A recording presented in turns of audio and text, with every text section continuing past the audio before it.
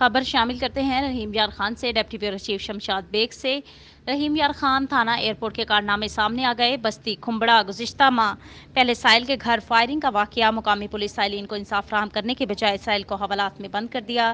جی بالکل، رحیم یار خان کے نواحی علاقے بستی کھمبڑا جہاں سائل کے گھر گزشتہ ماہ پہلے فائرنگ کا واقعہ پیش آیا ہے، اپنے ہی رشتہ دار جانی دشمن بن گئے۔ متاثرین نے احتجاج کرتے ہوئے بتایا کہ گھریلو ذاتی رنجش پر رشتہ دار گھر پر حملہ آور ہوئے اور فائرنگ کرتے ہوئے فرار ہو گئے۔